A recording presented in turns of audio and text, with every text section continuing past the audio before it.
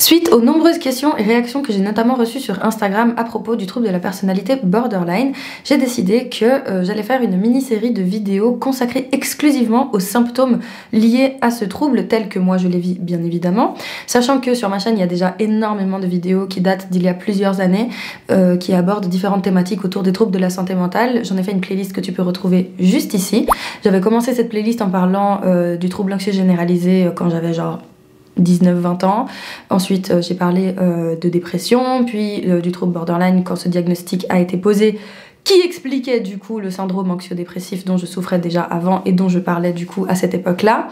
Et depuis, voilà, j'ai beaucoup abordé cette thématique, mais j'ai jamais vraiment fait de contenu qui s'attarde sur les critères diagnostiques tels quels. Ce n'est pas parce que je fais ce type de vidéo que je pense que la psychiatrie a raison sur toute la ligne et qu'il ne faut pas la questionner, ou que je prends comme argent comptant le fait qu'on étiquette des gens comme étant malades et qu'ils doivent être réparés. Je ne crois pas que ce soit le cas. Je ne considère pas que je suis dysfonctionnelle ou malade, je considère juste que cette société n'est pas adaptée à tout le monde et que je fais partie des gens pour qui elle n'est pas adaptée, comme énormément de personnes. Et donc avec ces vidéos, j'essaie juste de trouver des outils de communication pour que les personnes qui trouvent les mêmes problèmes, difficultés, blocages que moi aient un espace où elles puissent échanger, où elles puissent s'entre-conseiller, etc. Et donc, si je peux utiliser ma propre expérience pour ce faire, eh ben, c'est avec plaisir que je partage tout ça. Pour faire cette série de vidéos, je me suis référée à ce maudit bouquin qu'est le DSM-5, autrement dit le manuel diagnostique utilisé par la majorité des praticiens et praticiennes du domaine de la psychiatrie pour poser des diagnostics aux patients. Et donc, concernant le trouble borderline, il faut qu'une personne présente 5 points des 9 que je vais citer juste après, au début de l'âge adulte notamment, et sur une durée plus ou moins longue. S'il n'y a pas une régularité, une fréquence, une durée sur le long terme, et surtout le fait que ces symptômes apparaissent plus ou moins ensemble en même temps à un âge assez jeune, vers l'adolescence, le jeune adulte, a priori il n'y a pas trop de questions à se poser et il n'y a pas d'inquiétude à avoir, mais je pense que tout le monde ferait bien de s'attarder sur ces critères diagnostiques parce que tout le monde peut à un moment donné se sentir concerné et identifier au comportement que je vais décrire là. La particularité d'une personne qui va être diagnostiquée borderline, c'est qu'elle va regrouper beaucoup de ces critères-là, que ça va vraiment l'handicaper dans son quotidien et la faire souffrir, et surtout que ça va la mettre à risque, puisque dans la population des personnes borderline, il y a une grande proportion de gens qui passent à l'acte suicidaire, et donc qui malheureusement n'arrivent parfois même pas à l'âge de la vingtaine. Donc voilà, je pense que c'est super important de connaître l'existence de ce trouble. Quels sont donc les critères diagnostiques? Le premier, c'est que le ou la patiente déploie des efforts désespérés pour éviter un abandon réel ou imaginé. Et quand on dit qu'il déploie ou elle déploie des efforts désespérés, on parle d'efforts parfois quotidiens, c'est-à-dire que tous les jours, ou en tout cas toutes les semaines, on va faire des choses pour s'assurer que les personnes autour de nous ne vont pas nous abandonner, soit par des actes, soit par des paroles, soit par le fait de créer des conflits, on y reviendra, mais voilà. On met beaucoup d'énergie à s'assurer qu'on va pas nous laisser tomber, en gros. Le deuxième critère, c'est les relations instables et intenses qui alternent constamment entre l'idéalisation totale de l'autre ou le dénigrement absolu de l'autre.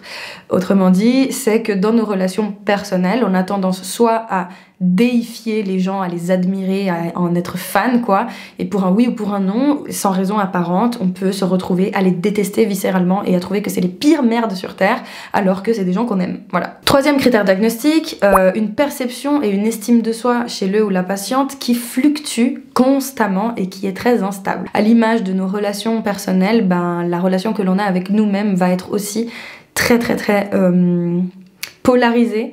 Donc un coup on va se voir comme étant une super personne, capable de tout faire, avec plein de qualités, avec de la confiance en elle, où on aura un genre de ce que j'appelle le God complex. C'est pas moi qui ai inventé ce mot, mais je sais plus d'où je le sors, mais en gros c'est le complexe de Dieu, quoi, où on a l'impression que rien ne peut nous atteindre, et dans la même heure, la même journée, la même demi-journée, peu importe, mais en tout cas sur une durée très courte, passer de cet état-là à un état de désespoir profond, où on se déteste, où on se trouve merdique, plus bactère, où on se demande pourquoi on est même né, où on a l'impression d'être un poids pour l'existence, où vraiment on se considère comme l'être humain le plus détestable du monde, quoi. On arrive donc au quatrième critère, qui est une impulsivité très forte dans au moins 2 domaines autodommageables Donc ça peut être des addictions, ça peut être des conduites à risque concernant la sexualité, les jeux d'argent, la conduite au volant, ça peut être les troubles du comportement alimentaire, enfin bref. De manière générale, les personnes borderline sont très impulsives, mais particulièrement dans ce qui peut leur faire du mal. 5e critère diagnostic, avoir des comportements ou des pensées suicidaires fréquents et assez aléatoires. Moi, je me surprends parfois à ne pas être en dépression, parce que du coup, j'ai déjà vécu des épisodes dépressifs sévères dans ma vie, et du coup, je sais faire la différence entre les moments où je suis en dépression violente et les moments où ça va. Et du coup, des fois, il y a des moments où ça va, et je me surprends à avoir comme ça, comme une envie de pisser, voilà, des pulsions suicidaires où tout d'un coup je me dis vite, il faut que je le fasse, alors que non. Maintenant je sais que ça existe, je sais pourquoi ça arrive et je sais reconnaître ces moments-là, donc ça va. Mais c'est vrai que quand t'es plus jeune et que t'es traversé par des pensées comme ça, c'est très désarmant en fait, parce qu'on sait pas quoi faire et on a l'impression qu'il faut qu'on passe à l'acte alors que non. 6e critère diagnostic, une humeur qui change de manière extrêmement rapide, et quand on dit extrêmement rapide, c'est sur une même journée. Ça on va en parler beaucoup aujourd'hui. Ça dure généralement quelques heures, parfois des jours, mais c'est souvent calculé sur des heures. C'est-à-dire que tu te lèves le matin d'une certaine humeur, à midi tout d'un coup tu sais pas pourquoi ton humeur elle a radicalement changé, puis l'après-midi tout d'un coup elle remonte, puis le soir elle redescend, et c'est comme ça tous les jours, tout le temps, et c'est jamais logique, il n'y a jamais de constance en fait. Des fois tu te lèves le matin, c'est horrible, des fois tu te lèves le matin, c'est génial, et dans la journée ça va faire comme ça sans raison. Alors qu'une personne stable, entre guillemets, qui n'a pas ce trouble-là, elle peut se dire putain, je suis de mauvaise humeur, ça me fait chier, ou il y a des trucs qui m'arrivent, et pourtant quand même réussir à faire sa journée comme elle le souhaite, parce qu'elle a des capacités d'inhibition émotionnelle qui lui permettent du coup de mettre ça de côté et de fonctionner entre guillemets normalement. Alors qu'une personne borderline est complètement envahie en fait par ce qu'elle ressent, et donc n'a pas de marge de manœuvre là-dessus. Alors, nuance. Quand la personne souffre et n'a aucune aide et n'est pas suivie, effectivement, elle n'a aucune marge de manœuvre là-dessus. Mais on peut justement apprendre à gérer ça, c'est le but de la thérapie, c'est le but de mes vidéos en général, c'est le but de tout ce qui existe autour pour faire en sorte que les personnes qui en souffrent puissent s'en sortir. Donc voilà, je tiens quand même à nuancer ça. Oui, à un moment donné, on peut avoir une marge de manœuvre là-dessus et on n'est pas obligé de subir la situation. 7e critère diagnostic, un sentiment de vide chronique. Alors ça, j'en ai parlé dans énormément de mes vidéos, même qui n'avaient rien à voir avec les troubles de la santé mentale, mais parce que c'est quelque chose que je vis vraiment de manière très très forte. Donc on va y revenir plus précisément, mais en gros, c'est vraiment la sensation de pas avoir de consistance, de pas d'être dans une forme de porosité totale avec le reste du monde, comme si on n'avait pas de sphère privée, je sais pas comment dire, c'est super dur à expliquer, mais en gros c'est comme si on se voyait pas comme des êtres humains à part entière, mais juste comme des vecteurs, comme des outils pour les autres, comme une masse en fait qui se laisse traverser par tout ce qui existe autour, mais qui n'a pas de contenu en soi. Et c'est pour ça qu'on parle de vide en fait, c'est parce qu'on a l'impression d'être une coquille vide et que tout ce que l'on ressent en fait, ça vient de l'extérieur et pas de l'intérieur. Parce que tout ce qu'il y a à l'intérieur, ça fait souffrir de toute façon. Je sais que c'est très bizarre et que c'est très abstrait, mais du coup on y reviendra. Le 8e critère diagnostic, c'est ressentir de la colère fréquente et de manière souvent inappropriée et disproportionnée. Donc voilà, à définir qu'est-ce que ça veut dire une colère inappropriée et disproportionnée. Par exemple, si t'es féministe dans un monde ultra macho, peut-être qu'on va considérer que toutes les femmes sont borderline, toutes les femmes féministes sont borderline parce qu'elles auraient une colère disproportionnée. Donc c'est intéressant aussi de mettre un peu de regard sociologique là-dedans pour se dire que il faut quand même qu'on se mette d'accord sur ce que ça veut dire.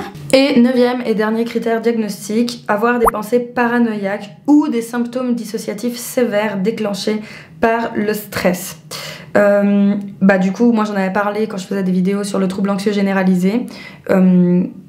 Moi je souffre d'anxiété depuis vraiment que je suis toute petite, et pas toujours, mais je me suis souvent demandé si j'allais pas développer des délires paranoïaques, parce que il y a des moments où l'anxiété était tellement forte et où j'avais tellement peur et où le quotidien m'angoissait tellement que je commençais à croire que peut-être j'étais en train de délirer. Voilà tout pour les critères diagnostiques. Donc aujourd'hui je vais m'attarder sur le 3e critère, qui est du coup la perception de soi et la notion d'identité chez la personne borderline, en tout cas chez moi. Et pour commencer, du coup, je voudrais faire un petit point sociologique, ou sciences sociales plutôt, pour déjà qu'on se mette d'accord sur qu'est-ce qu'on définit à travers le mot identité? Il faut savoir qu'en sciences sociales, on va considérer plusieurs définitions de l'identité. Elle va se décliner de plusieurs manières. Il n'y a pas une définition de ce que c'est l'identité, tout simplement parce qu'en fait c'est trop complexe. Un être humain ne peut pas se résumer à travers une définition d'un dictionnaire. L'identité d'un être humain se construit avec énormément de facteurs internes et externes, et en sciences sociales, du coup, on va donner beaucoup d'importance aux facteurs externes qui puissent constituer l'identité. Bon, là j'ai recyclé un ancien cours de géo pour cette partie-là de la vidéo, mais c'est à titre d'exemple.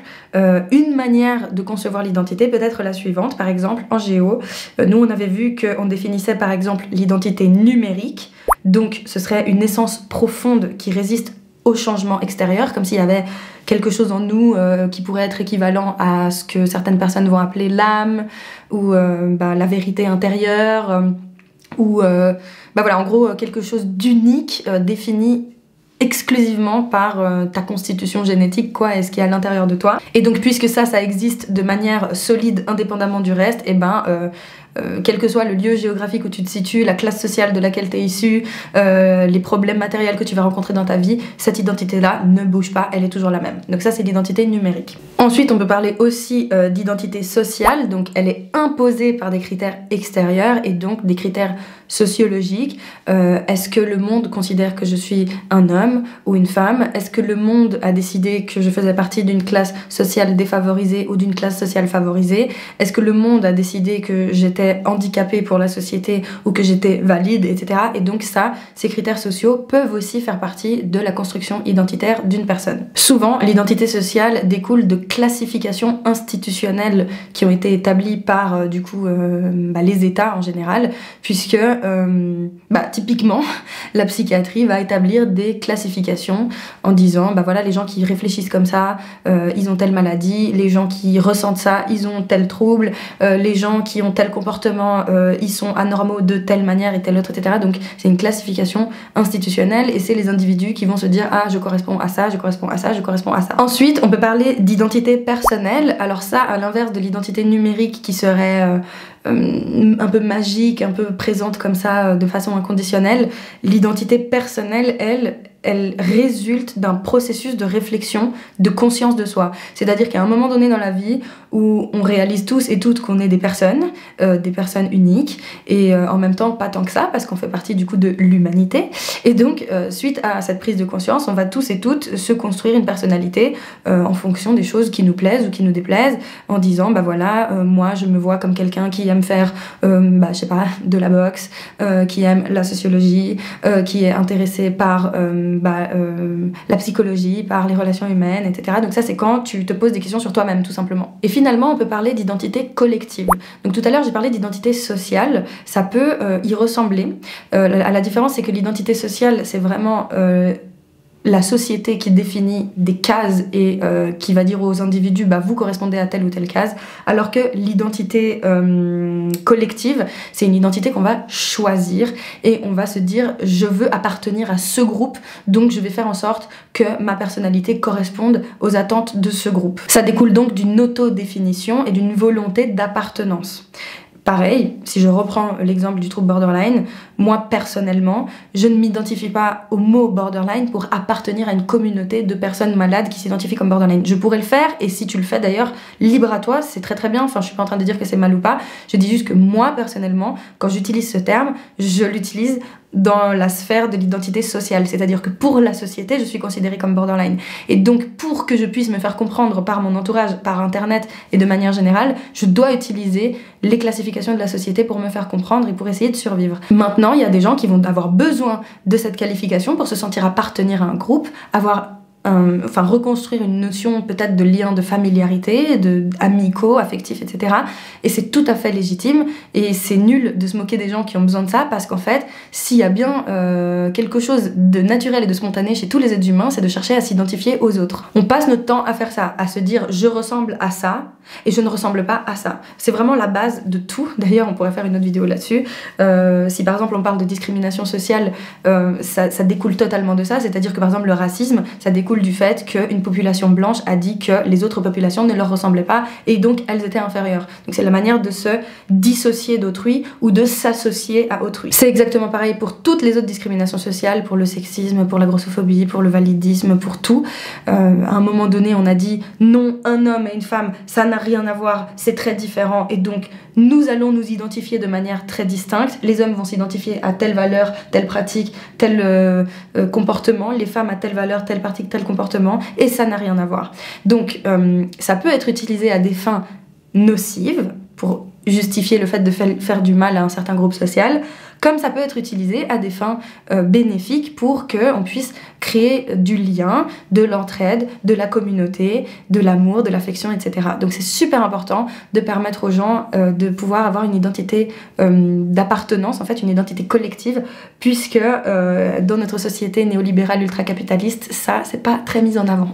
Justement, on nous pousse à être dans l'autonomie totale et l'individualisme et le fait de se gérer tout seul, etc. Bah non, en fait, non, on a tous besoin d'aide, on a tous besoin de se reconnaître dans un groupe, on a tous besoin de se sentir exister ailleurs que dans notre propre tête, donc c'est très important. Tous les enjeux de représentation par exemple sont très importants aussi, mais bref, je digresse, on va revenir à notre sujet pour cette vidéo qui est donc l'identité chez la personne borderline. Alors déjà, attardons-nous sur la terminologie. Borderline, ça veut dire en gros au bord de la frontière en anglais. Il y a plein d'interprétations différentes de pourquoi on a appelé ce trouble comme ça, etc. Moi, ce que j'ai compris de ce que les différents thérapeutes m'ont expliqué, c'est qu'en gros, chez une personne borderline, le processus à l'adolescence d'autonomisation de soi, c'est-à-dire de réaliser que, en fait, on n'est pas une extension de nos parents, qu'on ne dépend pas d'autrui pour survivre, parce que c'est véridique jusqu'à un certain âge dans la vie d'un être humain, mais à partir d'un certain âge, on est censé pouvoir survivre par nos propres moyens. Et donc c'est hyper important dans le processus naturel du développement d'une personne qu'à un moment donné, elle réalise que, ok, sa survie ne dépend plus exclusivement de ses parents, que maintenant il faut qu'elle-même, elle réfléchisse à comment elle veut évoluer dans le monde, quelles sont ses valeurs à elle, différentes de celles qu'on lui a imposées quand elle était beaucoup plus petite, etc. Et donc une construction de soi que l'on va progressivement faire sur les années à partir d'un certain âge, notamment après adolescence, tout ça. Donc chez une personne normale, entre guillemets, il y a le processus naturel de se dire ok, ma personnalité à moi c'est ça, ce n'est pas la même que celle que mes parents attendent de moi, ou mes profs, ou que sais-je, etc. Et donc il y aura une délimitation de sa personnalité qui va s'établir progressivement. C'est à cet âge-là notamment qu'on va commencer à dire ah bah moi, mon truc c'est grave, je sais pas moi, les pom-pom girls, je m'identifie grave à ça, et donc mes goûts, mes pratiques alimentaires, la musique que je vais écouter et tout va peut-être se rapprocher de ça, et ça va pas se résumer qu'à un aspect. On va commencer à se dire bah ok, j'aime peut-être trop les pom-pom girls, mais j'aime aussi trop les voitures, et j'aime aussi trop le rap, et donc bah voilà, on va commencer à se faire son petit mélange comme ça identitaire de personnalité, et on va construire sa personnalité à partir de ce qui nous plaît, et progressivement on va retirer des briques de cette construction pour les remplacer au fur et à mesure du temps. Ah oui, j'aimais bien les pom-pom girls avant, bien en fait finalement je crois que je préfère je sais pas, l'escrime. Donc je remplace la case de pom-pom girl par l'escrime. Ah, j'écoutais beaucoup de rap avant et puis finalement je crois que j'ai envie d'écouter de l'électro. J'enlève la case rap et je mets électro. Et puis il y a des gens qui vont pas enlever de case pour en mettre une autre à la place, il y a des gens qui vont juste les rajouter et à nouveau toujours bricoler leur personnalité comme ça de manière sereine, efficace. Chez les personnes borderline, ce processus est impossible, c'est-à-dire qu'il y a quelque chose, moi je sais qu'est-ce qui m'est arrivé et pourquoi je suis devenue comme ça, mais chaque personne a une raison entre guillemets ou plusieurs qui pourraient expliquer pourquoi elles n'ont pas eu l'occasion de faire ce processus là. Et donc chez les personnes borderline, le moment où on doit construire notre personnalité est très compliqué, voire inexistant, puisque beaucoup de personnes borderline arrivent à l'âge de la vingtaine en ayant la sensation que leur seul trait d'identité possible c'est le fait de péter un câble. Quand on empêche une personne de faire sa propre construction identitaire et de sa personnalité, on lui fait comprendre en gros qu'elle n'a pas de consistance, qu'en fait elle, en tant que personne, elle ne vaut rien. En fait, la personne borderline, elle est là pour satisfaire les besoins de quelqu'un, ou pour être le défouloir d'une personne, ou pour être juste maltraitée, parce que très souvent c'est un trouble qui est d'origine traumatique. D'ailleurs, les récentes études, il me semble, en psychologie, en psychiatrie, etc., tendent à dire que justement Il n'y a pas trop de différence entre le syndrome de stress post-traumatique complexe et le trouble de la personnalité borderline. Finalement, c'est plus ou moins la même chose.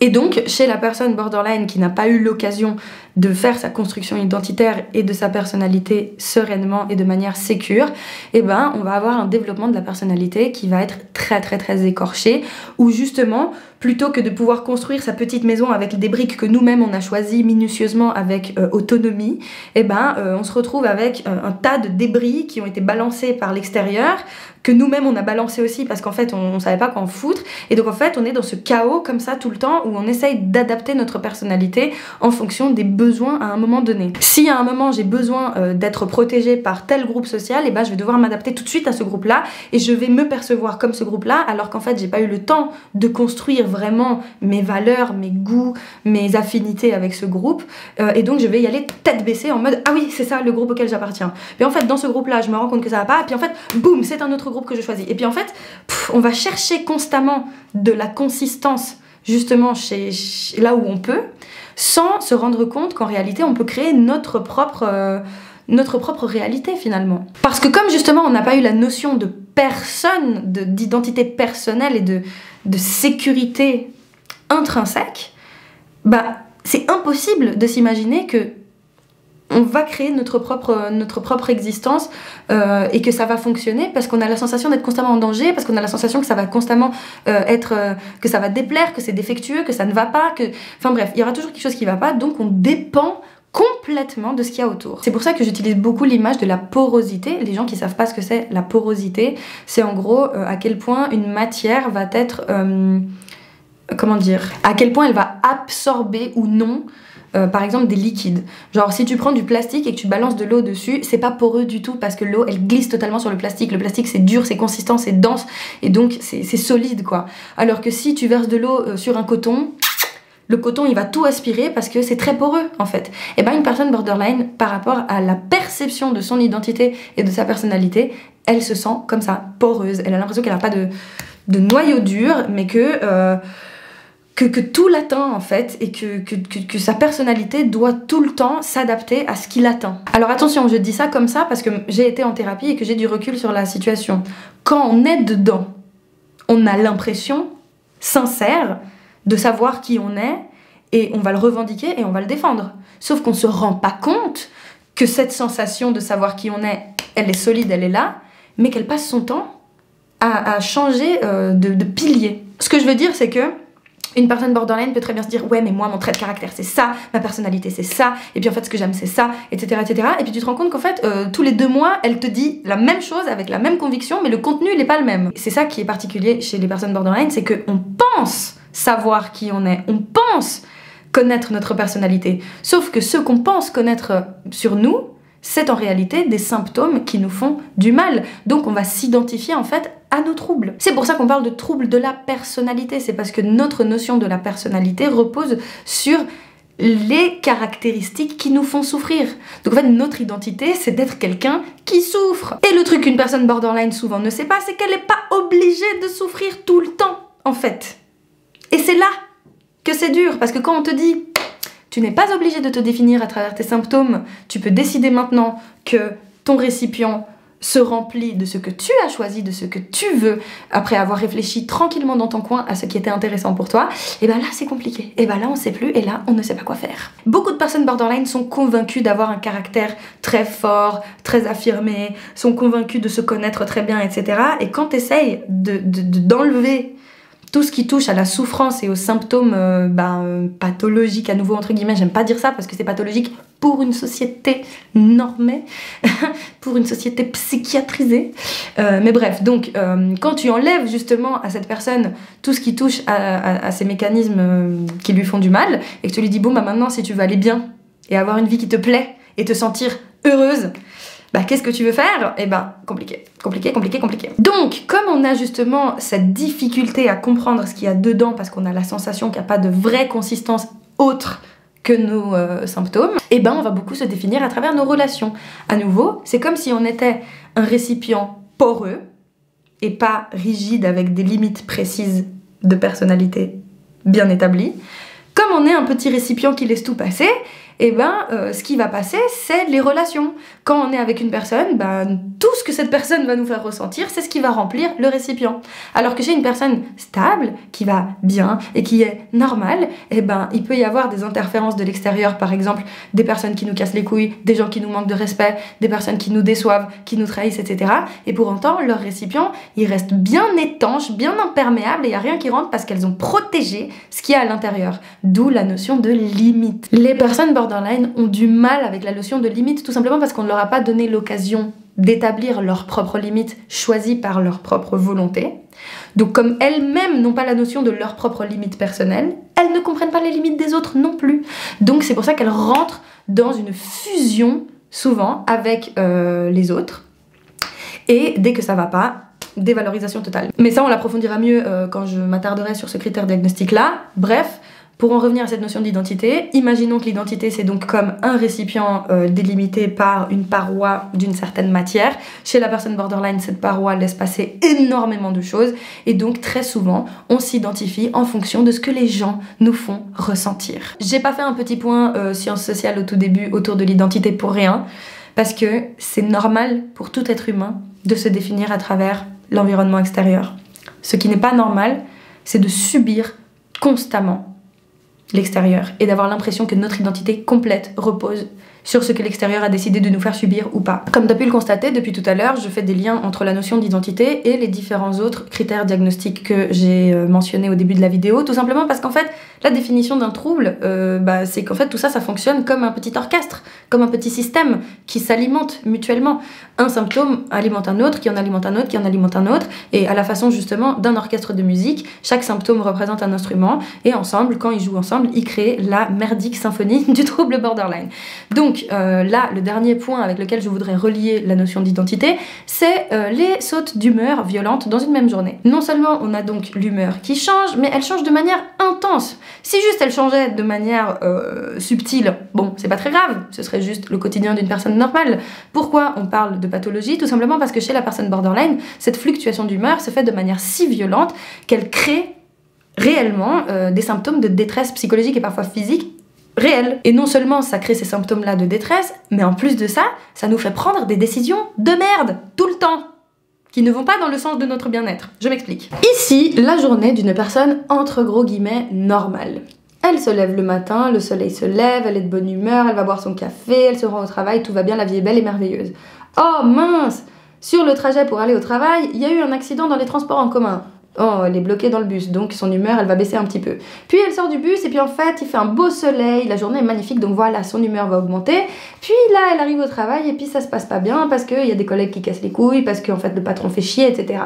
Elle finit le travail, elle est de meilleure humeur parce que justement, elle a du temps libre et donc elle rentre chez elle, etc. Et puis elle arrive le soir, elle a un petit coup de blues parce que bon, elle traverse une rupture et puis quand elle rentre chez elle, il n'y a plus personne. Elle habitait en couple et donc voilà, elle va se coucher avec un peu de tristesse dans les yeux et voilà.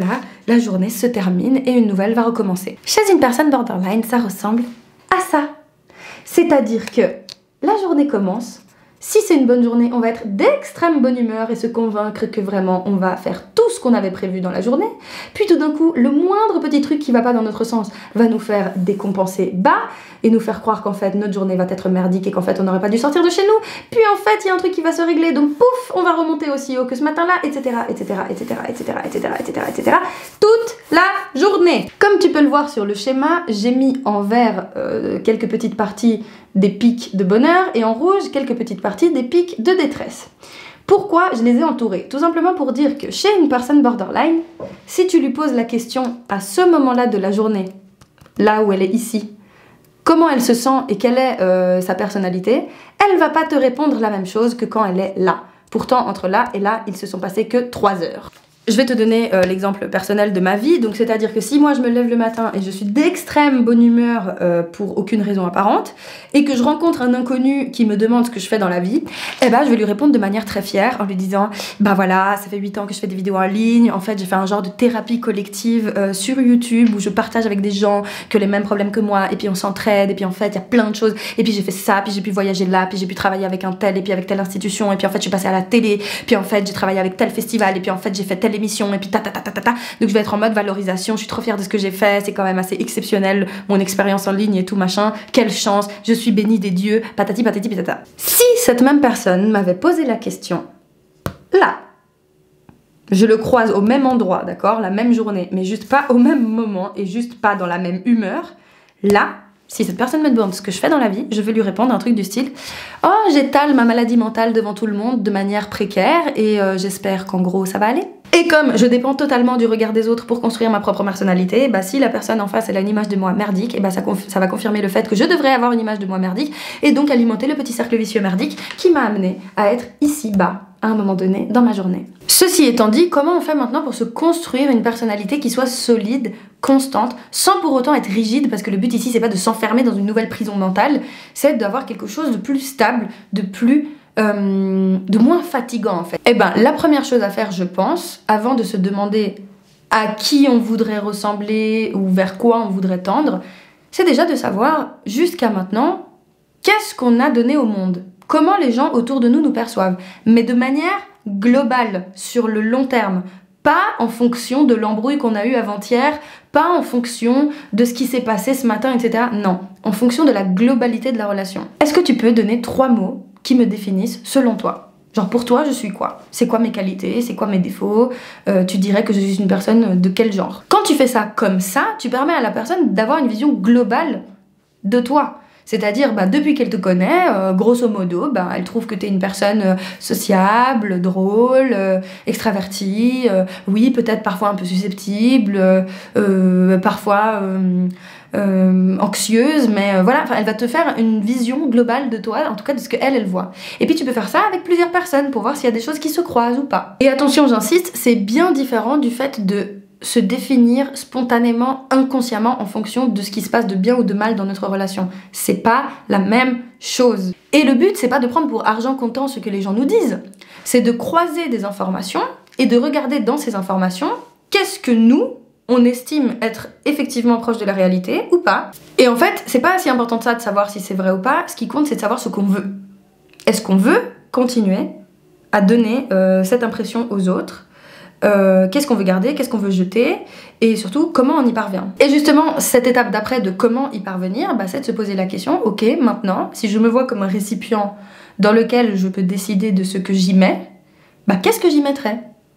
Quelle personne je voudrais être en fait? Vers quoi je voudrais tendre? Et j'ai un super exemple à te donner pour parler de ce comment y parvenir. Je me permets de partager la vidéo d'une youtubeuse qui fait beaucoup de contenu autour du TDI à la base, mais pas que. C'est Christina de la chaîne The Peculiar Club, qui fait des doudous aussi d'ailleurs pour adultes très mignons. D'ailleurs un jour peut-être je vais m'en acheter, j'espère. Donc moi je suis ses vidéos, elle m'intéresse beaucoup, et récemment elle a fait une vidéo qui s'appelle Mon Glow Up, où elle explique en gros comment elle est passée du coup de cette image de jeune adulte perdu, un peu emo, bah voilà, qui était vraiment dans ses traumas, dans ses troubles, etc. Et j'utilise ces termes à elle, hein, donc c'est comme ça qu'elle se définit.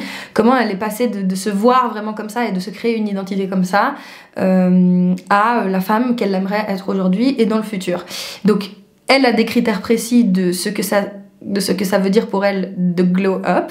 Ces critères-là, je ne les partage pas parce que c'est pas ce que moi je voudrais pour moi, mais je trouve ça très intéressant d'écouter comment une jeune femme qui parle de ses troubles mentaux en ligne s'est construit une personnalité à partir de ce qu'elle voulait être, de ce qu'elle rêvait être, et elle donne très exactement toutes les étapes, tous les détails de comment elle a fait pour parvenir à atteindre cette image vers laquelle elle voulait tendre. Et je trouve cette vidéo très belle parce qu'en fait tu sens que ça la rend heureuse, tu sens qu'elle va mieux. D'ailleurs si tu passes par là Christina, j'ai trouvé ta vidéo super, je sais pas si je l'ai commenté pour le coup, mais j'ai trouvé ça super intéressant parce que ça permet de donner beaucoup d'espoir aux personnes justement qui s'identifient de manière peut-être parfois un peu excessive à la maladie, aux troubles, aux choses qui vont pas, etc.